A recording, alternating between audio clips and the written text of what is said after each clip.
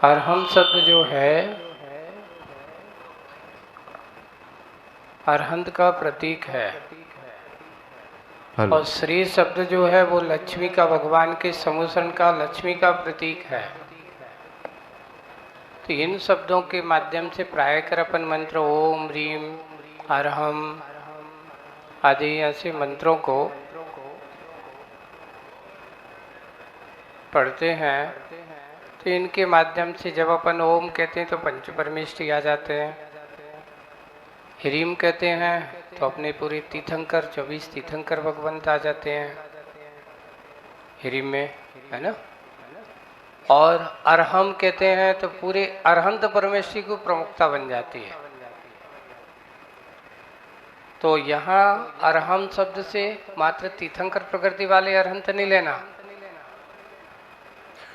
जितने भी अरहंत भगवान हैं, सामान्य भगवान और सामान्य केवली हैं, जिन्होंने केवल ज्ञान को प्राप्त किया है, उन सब के लिए यहाँ पर विशेष रूप से स्मरण और ध्यान का विषय बनाया जाता है। ओम ह्रीम अरहम श्रीकार अपना लक्ष्मी का प्रतीक। तो इस प्रकार इन मंत्रों के माध्यम से संयुक्त रूप से अपने अंदर की भावनाओं को अभिव्यक्त करते हैं हम। और जब अपने अंदर की भावनाओं को मंत्र के माध्यम से कही जाती है तो एक सूत्र, एक मंत्र हमारे मन में पवित्रता का भाव लाता है, पवित्र करने का काम होता है। मंत्र किसे कहते हैं? जो मन में किसी प्रकार का कोई विवाद, कोई बल आदि को भी दूर करे, इसलिए महामंत्र, नवोकार मंत्र कहा जाता है। इसलिए अरहम शब्द का अर्थ है अरहंत परमेष्टि का वाचक है। ह्रीम शब्द तीर्थंकर को विशेष रूप से हाईलाइट करने के लिए है। उनके तीर्थंकर हमारे 24 तीर्थंकर और आने वाले भी हैं और जो हो चुके हैं वो भी हैं, उन सब के लिए इसमें बनाया जाता है। अपन प्राकृत शब्द हैं, ये सब कौन सी भाषा है? प्राकृत में। तो ये भगवान अंचेमी मैं अर्चना करता हूँ। अंचेमी का अर्थ क्या है? अर्चना करता हूँ, है ना। पूजे मी मैं क्या करता हूँ? पूजा करता हूँ, क्योंकि सप्तमी का भी पूजे मी ऐसा कहा। अंचेमी पूजे मी वंदामी मैं आपकी वंदना करता हूँ। और अंचेमी पूजेमी वंदामी नमंसामी नमस्कार करता हूँ। नमंसामी के बाद फिर दुखों का क्षय हो, इसलिए नमस्कार कर रहा हूँ कि भगवान जैसे आपने अपने दुखों का क्षय किया, या फिर कोई आचार्य परमेष्टि की भी भक्ति में भी आता है, साधु परमेष्टि की पंचगुरु भक्ति में भी आता है, तो उन साधु परमेष्टि के लिए भी आचार्य परमेष्टि की जैसे भगवान आप दुखों के क्षय करने की मार्ग पर चल रहे हो, दुखों को क्षय करने का प्रयास पुरुषार्थ कर रहे हो, वैसे ही मैं भी दुखक हो, कमक हो, कर्मों का क्षय कर रहे हो। आपने जैसे कर दिया है और आप करने वाले हो, तो कमक हो दुख समाहि मरणम बोधि लाओ। पहले बोधि लाओ। बोधि का क्या होवे? लाभ होवे, है ना। बोधि लाओ सुगई गमनम मेरा गमन। जैसे आपने सुगति, कौन सी गति है? आपने पंचम गति सिद्ध गति को प्राप्त कर लिया है, ऐसे हमारे लिए भी सुगई हो गमनम सुगति की प्राप्ति हो गए। और अंत में समाधि मरणम मेरा भी अंतिम समय कैसा होवे? समाधि मरणम। ऐसी भावना करते हुए अपन भगवान की आराधना भक्ति करते हैं। अब तुम ये पूछोगे कि महाराज मरने की बात क्यों कही जा रही है? जीने की बात करना चाहिए, है ना, भगवान के सामने। तो ये बताओ, तो मरते तो कई बार हो, लेकिन समाधि मरण करने वाला व्यक्ति विरला होता है। इसलिए हमेशा समाधि मरण की भावना करने वाला, समाधि मरण किसके होता है? जिनके समतामय परिणाम होते हैं, समतामय भाव होते हैं। इसलिए हमेशा मरना तो सबको एक ना एक दिन है ही, लेकिन समाधि मरण करने वाले हमारे बिरले ही होते हैं। इसलिए समाधि मरण की भावना करने वाला व्यक्ति संसार के अनेक बार, एक बार अच्छे से समाधि मरण करता है। तो कौन? मुनि बन करके या व्रतों को ग्रहण करके। तो उसके लिए संसार की परिभ्रमणता, ज़्यादा संसार में परिभ्रमण नहीं करना पड़ता, जल्दी से जल्दी उसे मोक्ष की प्राप्ति भी होती है। इसलिए मरने की भावना, तो कौन से मरने की भावना करना? हाँ, समाधि मरण की भावना करने से अपने अंदर के विकार भाव, विचार, मोह, राग, द्वेष आदि कम होते हैं। अच्छा ये बताओ, चकाचौंध में आदमी चकाचौंध में तो क्या होता है? अगर आपके सामने कोई ज़्यादा अच्छे आशा, इच्छाएं, लोभ की लालच के दिया जाए तो आदमी सोचता कि ये भी मिल जाए, ये भी मिल जाए, वो भी मिल जाए। पर मिलता क्या है? वही मिलता जितना तुम्हारा पुण्य कर्म होगा। आपकी ज़्यादा इच्छा करने से सब कुछ मिल जाए ऐसा कोई ज़रूरी नहीं है। हमें वही पाने की कोशिश करना चाहिए जो हमारा अपना होगा, अपने पुण्य कर्म के उदय से होगा। इसलिए सबसे पहले तो अपने कर्म पर भरोसा करो। पहला जीवन जीने का सूत्र समझो, मेरा पुण्य कर्म का उदय होगा, सब कुछ अच्छा अच्छा होगा। और पाप कर्म का उदय होगा तो पाप कर्म के उदय में तुम कितना भी पुरुषार्थ कर लो, आप पाने की कोशिश करना, कुछ भी मिलने वाला नहीं है। तो सबसे पहले बाहर की ओर मत देखो, दूसरों को मत देखो, अपने आप की भौतिकता, यानी कहने चाहिए कि बाहर की भौतिकता में देखोगे तो भटक जाओगे, और अपने आप को देखो तो भटकन दूर हो जाएगी। इसलिए जीवन वही जोना चाहिए। अपने यहाँ लिखा है कि अपनी चादर को देख कर के पैर फैलाना चाहिए, है ना? चादर छोटी हो, पैर बाहर होंगे तो फिर क्या होगा? तो आदमी चादर को और बढ़ाने की कोशिश करता रहेगा। अपनी शक्ति, अपने पुण्य कर्म आदि आदि के भाव अलग अलग होते हैं। इसलिए बाहर मत देखो, अपने आप को देखो, अपने कर्म को देखो, अपने पुण्य पाप को देखो, उसको देख करके जीवन जियो। ज़्यादा आधुनिकता और भौतिकता की चकाचौंध में अपने आप को चकराने की कोशिश मत करो। सबसे बड़ी बात क्या है?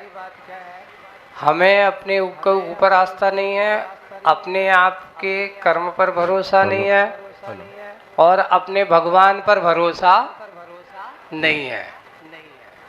क्या होता है? अगर आप पाप कर्म का उदय होगा तो दुनिया के किसी भी कोने में भटकते रहना, कहीं भी चले जाना, कोई भी तुम्हारा साथी देने वाला, साथ देने वाला नहीं है। अब आपसे एक छोटा सा उदाहरण देता हूं मैं। भगवान आदिनाथ भगवान को ऐसा कौन सा कर्म का उदय था? उनके यहाँ चक्रवर्ती जैसा बेटा था, कामदेव जैसा पुत्र था, है ना? 6 खंड का अधिपति भी बनने वाला है। अभी जब तो नहीं बना, बनने वाला है, बाद में बनेगा, है ना? लेकिन इतना सामर्थ्यवान अयोध्या का अधिपति है, लेकिन कर्म के उदय में किसी की बुद्धि नहीं चल रही, भटक रहे के। अब आप कहोगे महाराज आदिनाथ भगवान को 6 महीने तक, 7 महीने तक निरंतर अंतराय कर्म का उदय चला। कोई वो सौधर्म इंद्र जो हर कल्याणक मनाने में तत्पर हाथ रहता था, वो सौधर्म देखो पाप कर्म के उदय में अपने वाले भी साथ नहीं देते, परेशानी में। तो बंदो ध्यान रखना, जैसे तीर्थंकर प्रकृति की सत्ता वाले भी परेशान थे, पर वे भटके नहीं थे। चाहते तो ऐसा कब तक चलेगा, छोड़ छाड़ के वापस घर चले जाते, लेकिन नहीं। क्यों?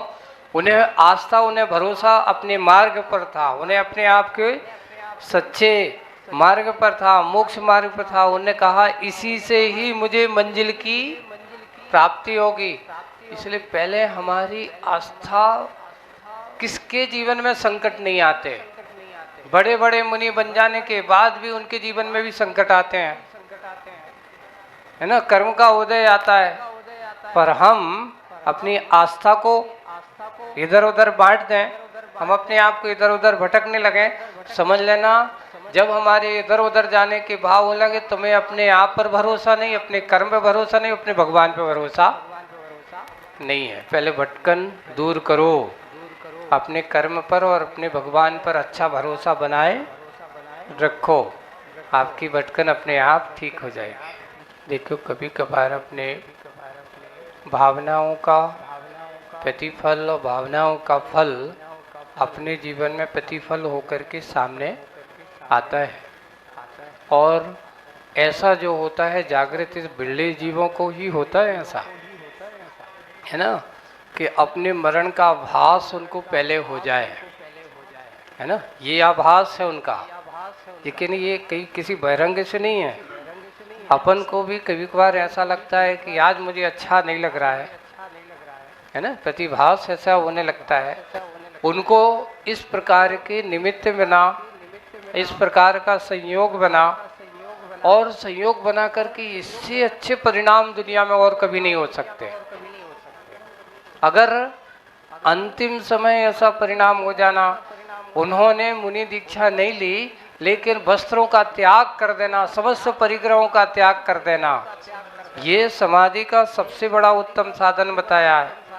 शुल्लक अवस्था में उन्होंने रह करके इस प्रकार की भावना, अच्छे अच्छे बड़े बड़े मुनि महाराज भी इतने अंतिम समय में अगर ऐसे जागृति बनी रहे, बहुत बड़ा साथ पुण्य का काम है। और ऐसा समाधि मरण के बारे में मैंने सुना, उनकी बहन वो आती थी, पता चला कि बहुत अच्छे से उनकी समाधि हुई है। और ऐसा सुनकर की भावना देखो ऐसी छपकों के लिए कि उनको पहले से आभास हो जाता है, ऐसा नहीं कि नहीं। ये किसके फल से होता है? सतत भावना के फल से। एक दिन भावना करने से नहीं होता, सतत भावना भाव की हे भगवान मेरे अंतिम समय में मैं आपका नाम का स्मरण ना भूलूं, हो अंत में समाधि। भगवान आपके नाम से ही मेरा समाधि मरण होवे। ऐसे समाधि मरण की कामना करने वाले, और उनके लिए जो हुआ है बहुत अच्छा है। इस प्रकार की भावनाएं होने में कोई बाधा नहीं है। ये पुराने हमारे पुण्य का और पुराने किए हुई भावना के संस्कार का फल है। और फिर आगम की दृष्टि से देखते हैं तो मरण समुद्घात जब होता है ना, तो उसके पहले कभी कभार अपने आत्मा के प्रदेश ऐसा होता है जैसे कि मैं देख करके आ गया हूँ, मेरा वहाँ जाने। तो मरण समुद्घात में भी ऐसा होता है, स्पर्श करके आ सकता है, और उसके पूर्व में भी ऐसा प्रतिभास हो जाता है। हम मनुष्य हैं, हमारे लिए संकल्प विवेकवान है। और त्रियंचों के पंचम गुण स्थान जो है, त्रियंचों को व्रत संयम जो है, वो अपनी यथा योग यथा शक्ति से वो समाधि आदि व्रतों को धारण करते हैं। अब आप कहोगे कि महाराज जैसे उनको पानी प्राशुक करने कहाँ जाएंगे, है ना, तो अणुव्रतों को लेकर के अपने यहाँ ये नहीं क्या प्रतिमा ले ली उन्होंने, क्या हुआ कभी भी ध्यान रखना, स्वयंभू रमण समुद्र में ऐसे असंख्यात पंचेंद्री जीव हैं, सबसे ज्यादा स्वर्ग की सीटें वही भरते हैं। तुम क्या भरोगे इतनी, वहां से वे सबसे ज्यादा स्वर्ग जाते हैं और ऐसे आचरण करते हैं। आप वो भोजन करेंगे उनको जातिगत उनके संस्कारगत ऐसा होता है। अब वो जाकर के हरी भरी पत्ती ना खा करके सूखी पत्ती को खा करके अपना पानी पिएगा तो झरने का पानी बहता हुआ पानी है, उसको पानी पी करके और वो भी देख लेता है कि संकल्प कर लेता है, इतना मन में विवेक आ जाता है, संबोधन है कि अब मैं रात्रि में कुछ भी नहीं खाऊंगा, चारों प्रकार के आहारों का त्याग है। उसमें भी अब आप कहोगे जैसे हम एक जगह बैठ करके महाराज थाली में भोजन करते हैं, त्रियंश तो अब उनके लिए कहीं एक पत्ता यहाँ डला है, एक वहाँ डला है, एक यहाँ डला है, चलता फिरता खाता है, तो उसका पंचम गुण स्थान कैसे बनेगा, है ना। तो आपको एक बात विशेष ध्यान रखना, उनके लिए और तुम्हारे लिए दोनों के गुण स्थानों की वो भी एक समय सीमा करता होगा कि मैं इतने बजे से इतने बजे तक ही खाऊंगा, वो भी अपना सचित नहीं खाऊंगा और लेकर के जा कर के पानी भी एक बार पीऊंगा, उसके बाद वो भी आराम से, जैसे पार्श्वनाथ की जीव के बारे में है कि जब उन्हें हाथी की पर्याय में थे तब भी उन्होंने ऐसे संकल्प लिया। अब वो भोजन कर रहे हैं तो कौन सा कर रहे हैं, सूखे पत्तों को खा रहे हैं, पानी पी रहे हैं। उसी समय उनका वो कमट का जीव सर्प के रूप में आकर के उनको काट लेता है। तो व्रत उन्होंने सल्लेखना तो ले ली थी, पर हरे भरे पत्ते आदि नहीं खा करके सूखे पत्ते। महावीर के जीव का वर्णन मिलता है, जब दो मुनिराज उनको संबोधन दिया, सिंह की पर्याय में उनको ज्ञान हो गया और अपने किए हुए पापों का पश्चाताप कर रहा है और उसने अब किसी जीव को मारने का त्याग कर दिया और बिल्कुल अब वो सिंह भी पानी भी कैसा पीता है, झरने वाला। पत्ते खा कर के अपना भरण पोषण करना है, मांस खाने का उसने क्या कर दिया। तो उसका संकल्प ऐसे, हमारा अणुव्रत अलग है और उनके अणुव्रत। और पहली बात, वो किसी के पास लेने नहीं जाते ना, वे कभी गुरु से लेते नहीं है, लेकिन फिर भी उनको गुरु को देख करके जाति स्मरण हो जाए तो वे भी जाकर के संकल्प का ऐसा पालन करते हैं। संकल्प अणुव्रत जैसी चर्या हो जाती है। आज बस इतना ही, समय अपना पूरा हो गया। जा वाणी के ज्ञान ते सुजय लोका लोक, सो वाणी मत सगनमो सदा दे थोड़ो। हे जिनवाणी भारती तो जपो दिन रैन, जो तेरी शरणा गए सो पावे।